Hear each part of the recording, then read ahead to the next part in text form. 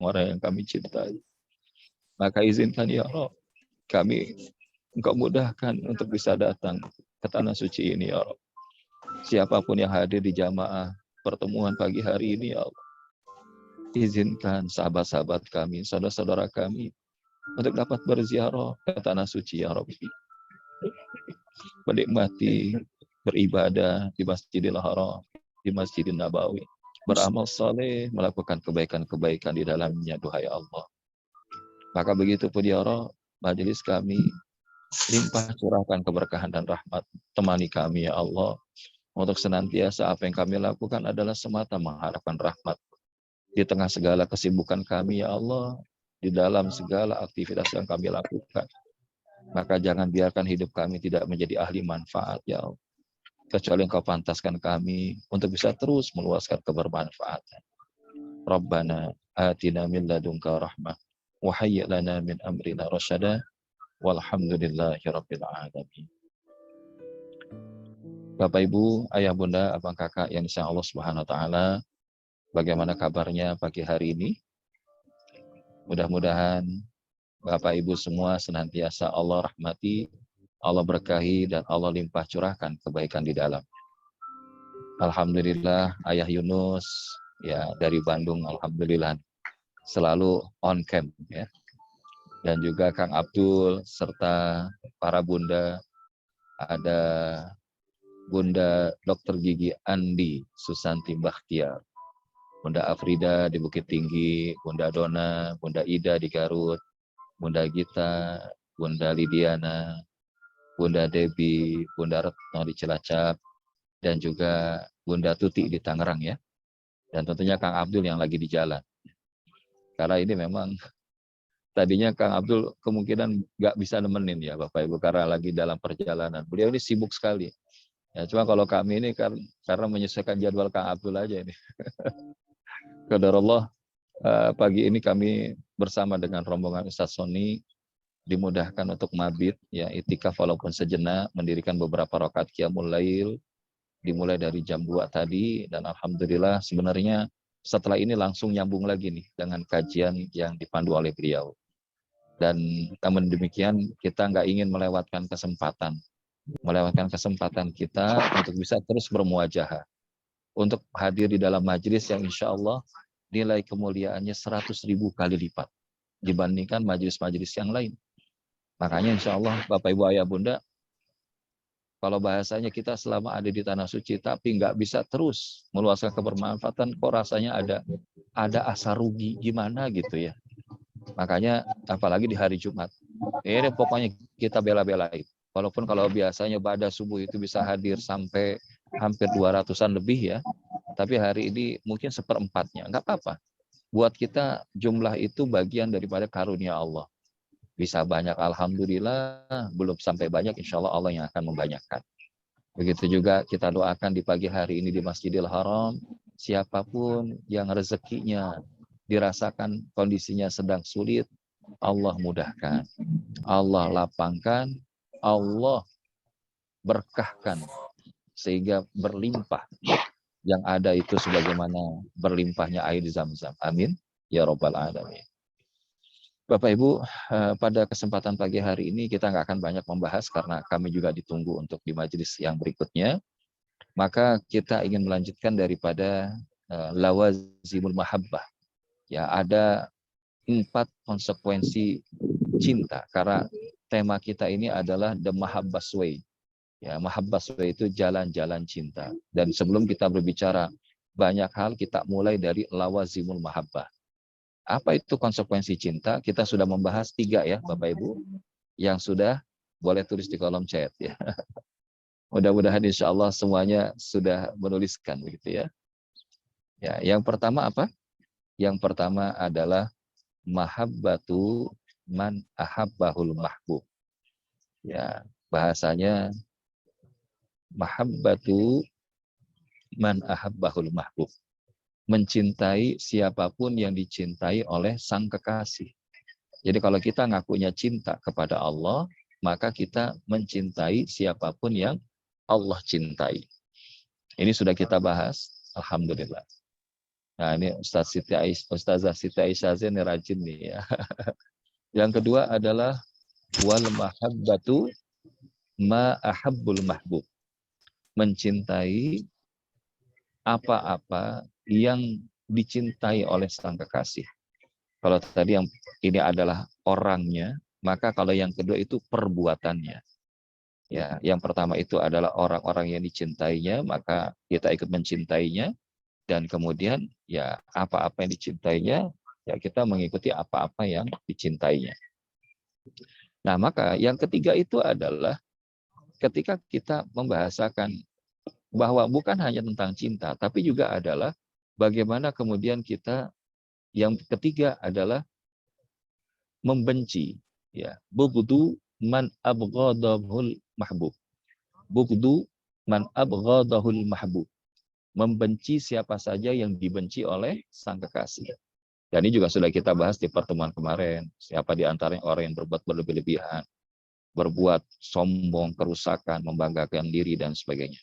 Dan yang perlu kita waspadai bahwa objek utamanya karena syaitan yang menjadi musuh yang nyata bagi kita. Dan yang keempat adalah bughdu ma abghadahul mahbub. Maka yang keempat adalah membenci apa-apa yang dibenci oleh sang kekasih. Karena jika kita ngaku cinta kepada Allah, maka selayaknya bagi kita untuk membenci apa-apa yang dibenci olehnya.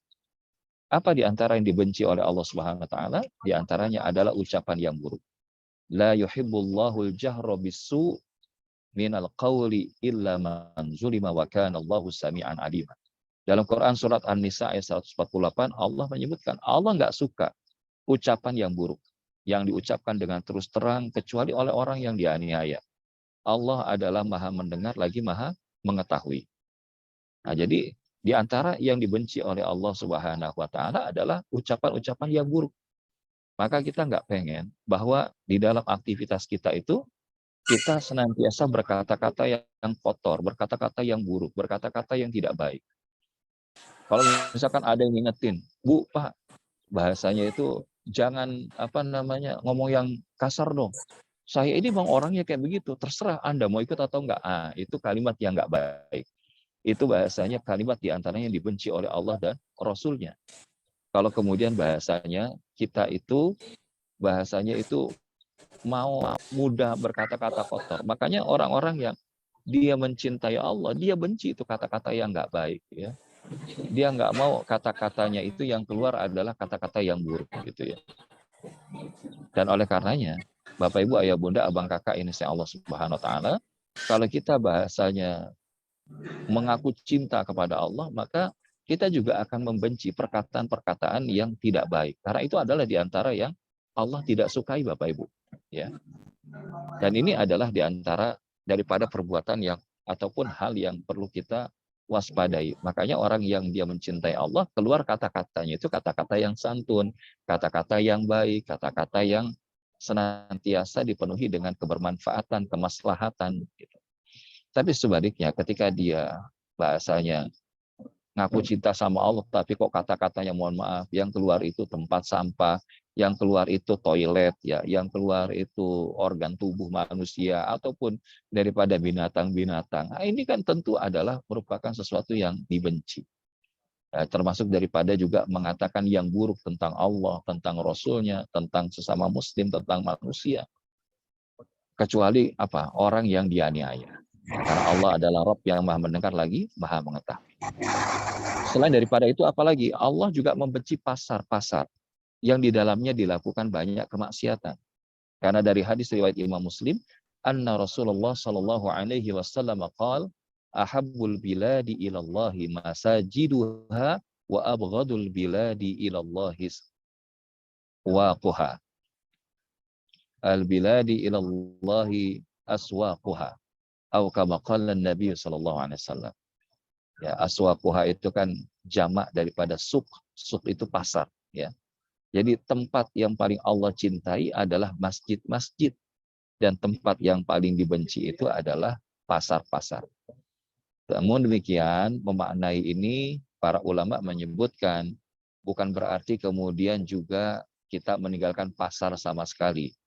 Imam An-Nawawi menyebutkan tempat yang dicintai Allah masjid karena tempat melakukan ketaatan, dibangun atas dasar takwa. Dan yang paling dibenci Allah karena pasar adalah bisa jadi di dalamnya terdapat penipuan, pengkhianatan, riba, sumpah palsu, menyalahi janji, lupa ingat Allah, dan lain sebagainya. Oh, Ya. terima kasih banyak. Nah, makanya Alhamdulillah. Makasih banyak loh. boleh dibantu ini Dari Pak Ali ya. pakai background doang. Ya. Alhamdulillah. Terima kasih Pak Ali. Baik, Bapak Ibu, ini alhamdulillah kami di rooftop ya. Jadi memang ini kayak background ya. Karena ini handphonenya ditaruh di atas kursi ya. Handphonenya ditaruh di atas kursi. Kami baru saja selesai melaksanakan ibadah sholat subuh ya. Dan mudah-mudahan insya Allah kita bisa disampaikan ke sini. Sebagaimana diungkapkan oleh Nabi Sallallahu Alaihi Wasallam, tempat yang paling Allah cinta itu masjid. Dan kalau kita di tanah air mungkin kita ingat masjid itu bisa jadi tidak seintensif kita di tanah suci. Kalau di tanah suci itu dikit-dikit masjid, dikit-dikit masjid, dikit-dikit masjid gitu ya. Dan ya alhamdulillah di antara masjid yang paling utama di atas muka bumi maka adalah 3. Yang pertama adalah Masjidil Haram, karena siapa yang sholat di dalamnya maka dia sebagaimana mendapatkan keutamaan 100.000 kali sholat di tempat lain. Kemudian Masjidil Nabawi. Masjidil Nabawi 1000 kali daripada dia sholat di tempat yang lain selain Masjidil Haram. Dan yang ketiga adalah Masjidil Aqsa, yaitu 500 kali. Maka ini adalah 3 masjid yang perlu kita optimalkan. Ya, walaupun tadi ya kalimat-kalimatnya bahwa bagaimana juga Allah membenci pasar, ya, membenci pasar. Mungkin teman-teman admin boleh dibantu, ya, yang sudah masuk bisa langsung di-mute. Nah, namun demikian bukan berarti kita meninggalkan pasar, karena Rasulullah juga ya berdagang, para sahabat juga demikian. Bahkan kalau kita keluar dari Masjidil Haram itu langsung ada Zamzam Tower, yaitu pasar, mall. Tapi jangan sampai kita itu sibuk, ya bahasanya tawaf mall, tapi kita nggak mau tawaf di rumahnya Allah Subhanahu wa Ta'ala. Kagum dengan barang-barang branded yang ada di dalam pasar, tapi kita nggak kagum dengan kebaikan-kebaikan dan kasih sayang Allah di dalam rumahnya, kan begitu ya. Maka oleh karenanya Bapak Ibu yang disayang Allah Subhanahu wa Ta'ala, tentu ini mendorong kita apa? Agar kita senantiasa memudahkan aktivitas-aktivitas kita itu di dalam kebaikan. Apalagi kalau kebaikannya itu tadi ya di dalam masjid. Dan di dalam Masjidil Haram ini kami juga terus meluaskan kebaikan itu gitu ya. Meluaskan sarana kebaikan itu. Yang mau wakaf Quran, monggo. Alhamdulillah tahap pertama kemarin 28 mushaf dari Jamaah Inspirasi Mahabar Rasul sudah kami sampaikan dan sudah diletakkan di Masjidil Haram. Dan memang kisaran harganya itu bervariasi. Tapi dari ada yang 45, 60 real, tapi kita dapat ada yang di angka 40 real. Dan insya Allah 40 real itu mungkin kalau jajan sekali makan bakso atau ke mall, itu nggak ada apa-apa. Tapi kalau kita kemudian titipkan di Masjidil Haram, insya Allah itu akan jadi kebaikan. Ya. Kemudian apalagi, ya nanti sore insya Allah kita akan meluaskan gerakan Jumat Berkah dengan berbagi makanan kepada para duafa dan para peziarah yang ada di tanah suci.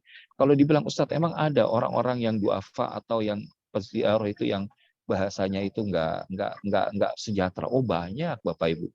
Nanti kalau Bapak Ibu sampai ke sini, nanti coba lihat itu di WC itu ada orang-orang yang tinggal di situ dan dia nggak di hotel, tidur di WC. Dan mereka yang penting itu mereka pengen ibadah sampai segitunya. Makanya tadi ya kalau kita hari ini diizinkan Allah kemudahan, maka kita luaskan kebaikan dan kebermanfaatan itu sampai juga dirasakan oleh saudara-saudara kita yang tidak seberuntung kita. Maka Bapak Ibu jamaah yang disayang Allah Subhanahu wa Ta'ala, begitupun kami meluaskan juga sampai kepada yang saya ingin niat umrah Ustaz atau badal umrah, tapi belum ada kemampuan sepenuh sebagaimana yang menjadi syarat untuk hadir ke sini ya secara administratif. Maka nggak apa-apa, titipin. Ustaz, saya mau nitipin badal umroh. Saya punya kemampuannya, mungkin nggak bisa kemampuan biaya umroh. Kalau biaya umroh 30 jutaan. Maka saya cuma punya sebeberapanya saja ya Ustadz. Silakan. Karena dengan ada akad itu insya Allah itu saling menguatkan. Bukan berarti Ustadz nggak ikhlas nih. Karena yang biasanya mau dibadalkan umroh ternyata ada akad administrasi. Nggak gitu. Karena bagian daripada ibadah bukan hanya sekedar keinginan, tapi juga ada pengorbanan.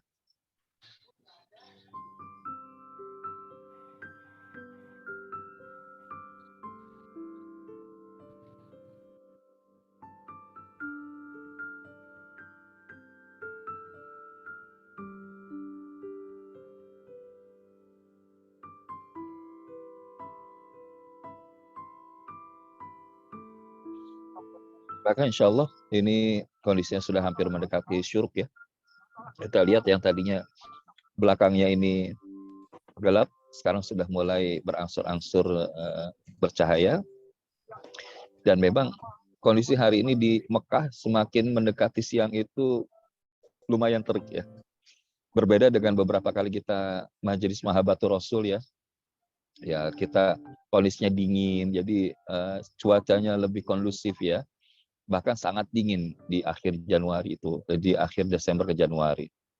Sudah mulai sedikit dingin akhir Februari. Tapi begitu kita kemudian berangkat April selepas Ramadan, Masya Allah ini kondisinya sudah lumayan terik dan mungkin mendekati haji akan lebih terik lagi.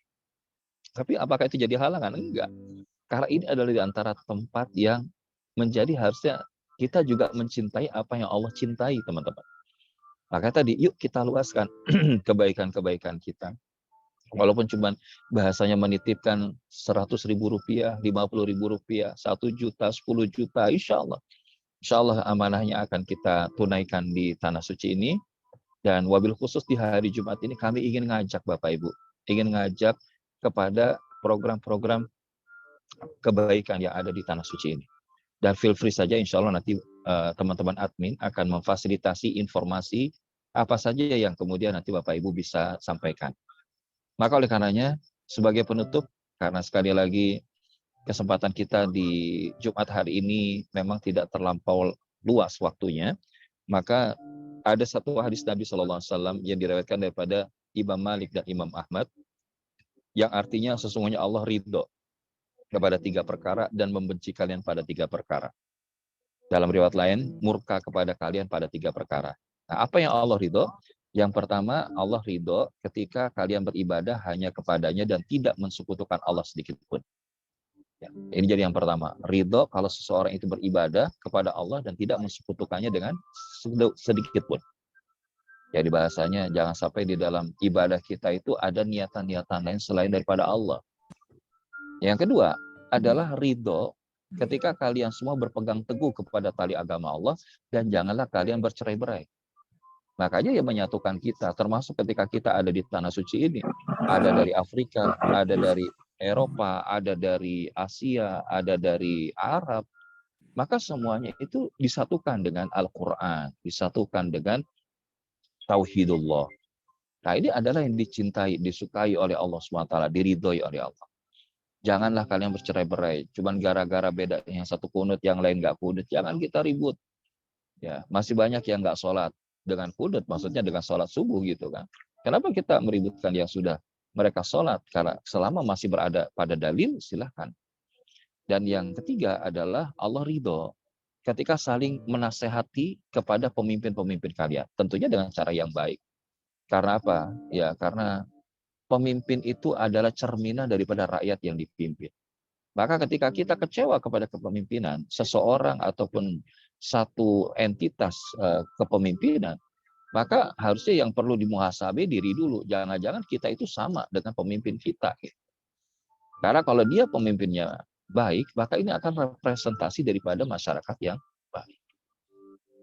Nah, namun yang kita perhatikan adalah ketika disebutkan wa yakrahu lakum, nah Allah benci kepada apa nih? Ya, kepada kalian itu dari qila wa qala. Nah, jadi bahasanya itu Allah benci ya wa yakrahu lakum qila wa qala. Kalau bahasa kita itu hoax. Kalau bahasa kita itu desas-desus, ya bahasanya gosip. Ya, bahasanya ya qila wa qala, kita ngata-ngatain begini tapi sebetulnya kita nggak punya rujukan yang benar gitu.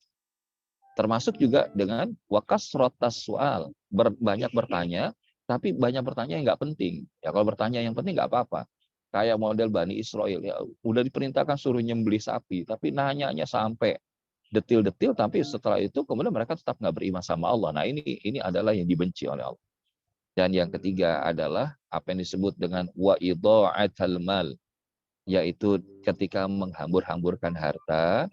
Yang dimaksud di sini menghambur-hamburkan harta yang bahasanya tidak dibelanjakan di jalan Allah. Karena kalau dalam wilayah dibelanjakan di jalan Allah itu nggak ada namanya menghambur-hamburkan harta. Sayyidina Abu Bakar itu bahasanya semua hartanya dibelanjakan di jalan Allah dan Rasulnya. Ya makanya Sayyidina Umar bilang, saya nggak pernah bisa mendahului sahabat saya yang satu itu, saudara saya yang satu itu. Kenapa? Karena ginilah para sahabat, kalau sudah urusan kebaikan, ini yang sering kita apa istilahnya ya slogankan, jangan pernah bosan jadi orang baik. Kalau ada kesempatan kebaikan ikut, kalau terlambat nyusul. Maka termasuk Bapak Ibu, ayah bunda, abang kakak semua ini saya Allah SWT, maka dilapis keberkahan hari Jumat di tanah suci yang terakselerasi 100.000 kali lipat. Sekali lagi Al-Fakir ngajakin, yuk kita boleh membelanjakan harta. Ya, jangan sampai kita sibuk menghambur-hamburkan harta. Kita bisa beli handphone yang paling mahal, mobil kendaraan ataupun motor yang paling mewah, rumah yang paling megah. Tapi kenapa untuk amal akhirat kita? Kadang-kadang kita sekedarnya saja. Makanya insya Allah di kesempatan Jumat yang penuh berkah ini, Al-Fakir dan juga teman-teman admin Inspirasi Mahabbatur Rasul ingin ngajakin kepada program Gerakan Jumat Berkah berupa membagikan makanan ataupun kebaikan kepada para duafa, kepada para petugas kebersihan yang ada di tanah suci, atau juga mereka para orang-orang yang tidak mampu. Yang itu ya kalau kita bahasanya berikan paket makanan itu kurang lebih sekitar 20-25 real ya. Kalau kita makan sekitar itu ya Masya Allah, kita sudah bisa makan berdua. Nah, tapi kalaupun misalkan kita, Ustadz pokoknya saya seberapa ada aja, nggak apa-apa silakan. Dan yang ingin menitipkan wakaf Quran, sekali lagi insya Allah. Ini dari rombongan sebelumnya sudah terkumpul ada sekitar hampir 25. Dan insya Allah kalau memang nanti dari jamaah Inspirasi Mahabbatur Rasul ada juga masuk yang lain, akan kita tunaikan Jumat ini.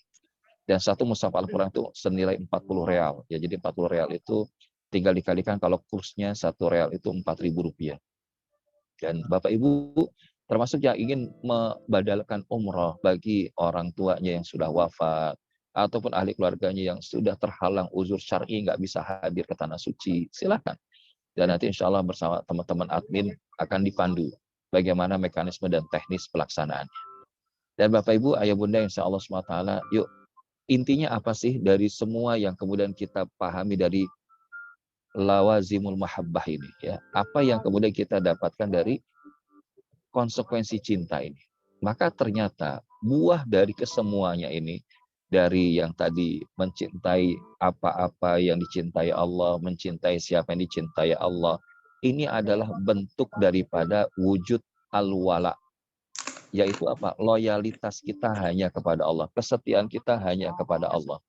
Sementara membenci siapa dan apa saja yang dibenci Allah adalah al-bara, yaitu anti loyalitas kepada selain Allah SWT.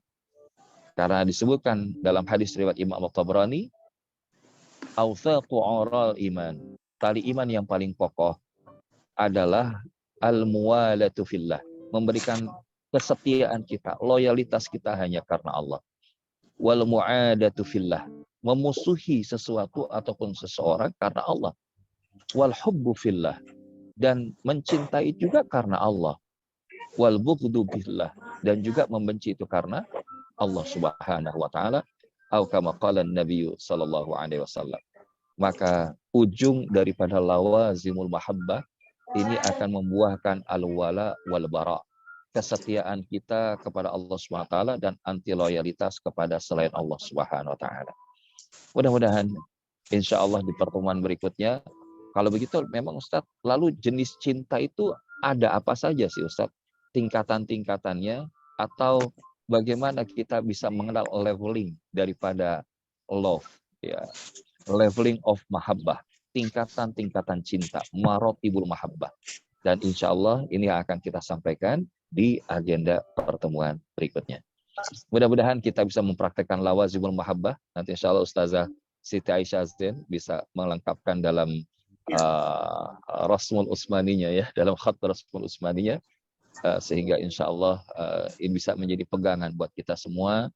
Bagaimana kita pada akhirnya menyadari konsekuensi cinta itu, mencintai siapapun yang dicintai oleh sang kekasih dan mencintai apa-apa yang dicintai oleh kekasih.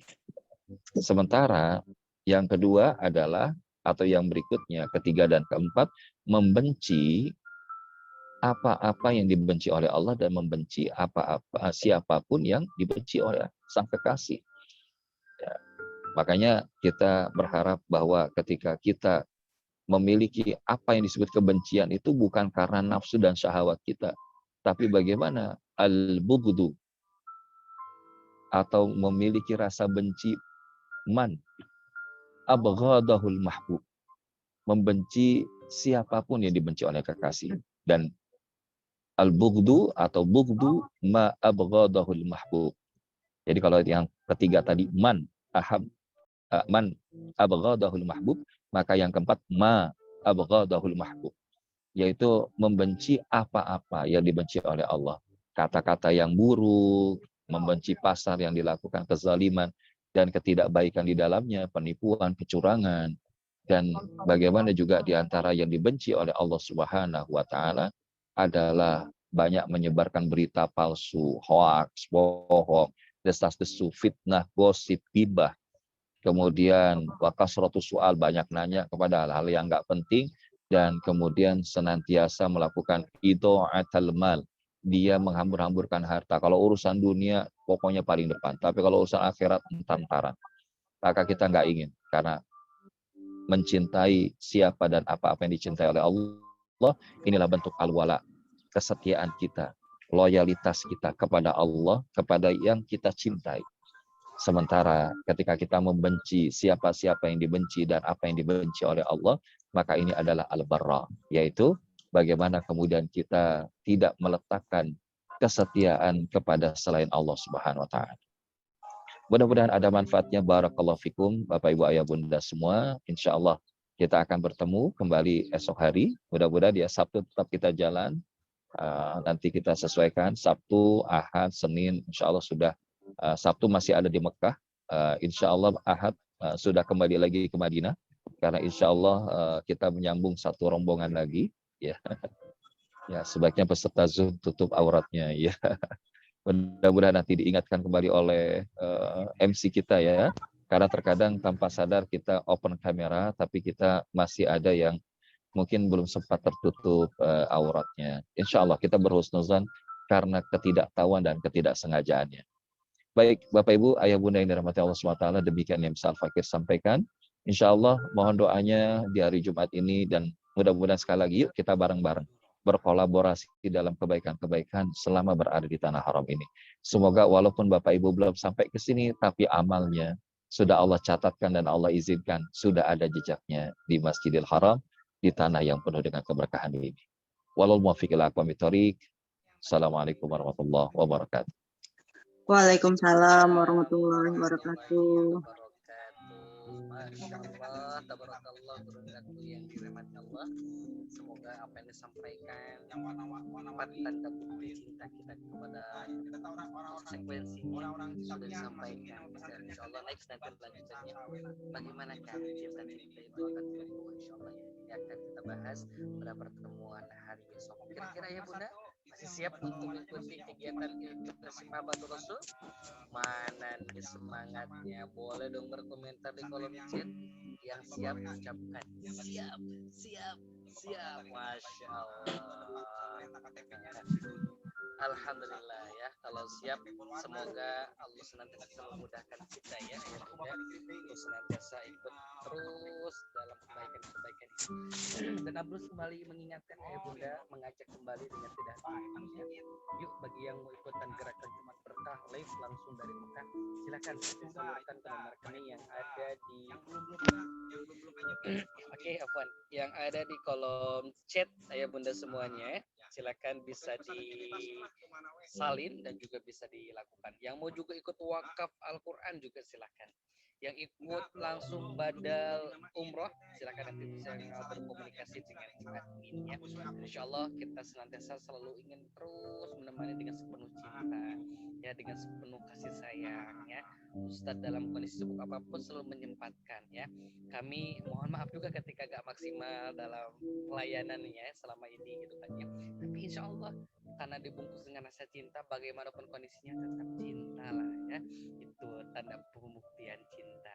Oke ya Bunda Hermati Allah, karena Guru kita akan melanjutkan kajian berikutnya, maka yuk sama-sama kita akhiri perjumpaan kita pada kesempatan pagi menjelang siang hari ini di momentum Syahidul Ayam kita. Mari sama-sama kita akhiri dengan ucapan hamdalah, istighfar dan doa kafaratul majlis.